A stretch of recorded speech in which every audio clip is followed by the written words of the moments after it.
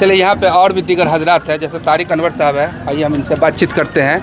अभी जो रोड को जाम कर दिया गया है और प्रदर्शन किया जा रहा है, तो इनका क्या रुझान है, चलिए इनसे बातचीत करते हैं। हम लोग आज बिहार बंद में पूरी तरह से बिहार को बंद कर दिया है, और इस बिहार को बंद करने में जिस पार्टी, जिस दल, जिस सहयोगी दल का सहयोग हुआ है, हम सभी को अपनी तरफ से मुबारकबाद देते हैं कि उन्होंने हमारा समर्थन किया।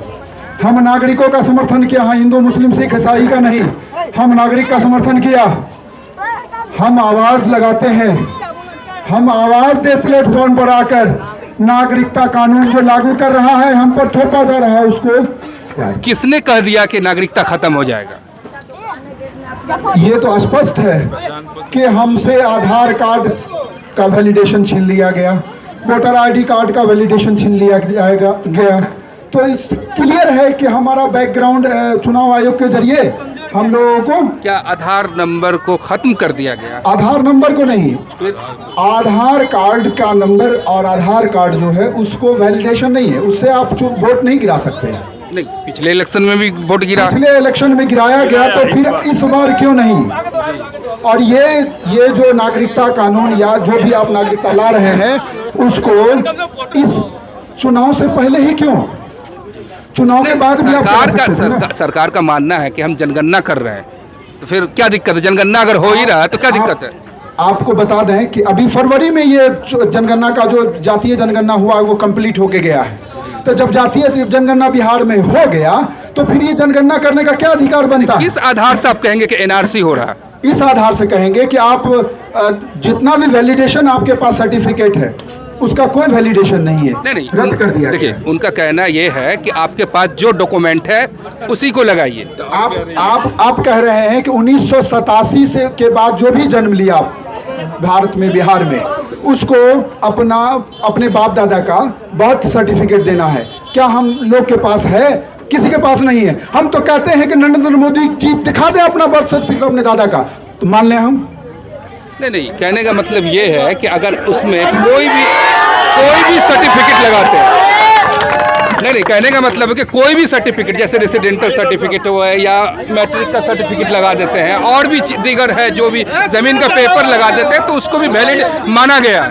नहीं, अभी नहीं माना गया है, सिर्फ और सिर्फ फॉर्म भर के कहा गया है। ये मांग जब किए हैं, बंदी जब तब इसमें मांग किए हैं, तब जाके कहा है चुनाव आयोग कि आपको कागज देने की जरूरत नहीं है, आपको कागज देने की जरूरत नहीं है। लेकिन आप उस फॉर्म पर तो डेट ऑफ बर्थ लिख रहे हैं ना, तो उस डेट ऑफ बर्थ जब आप लिखिएगा, हमारे दादा का जन्म मान लेते हैं 1940 में हुआ, और डेट ऑफ बर्थ हम लिख दिए 1950, रॉन्ग हो गया।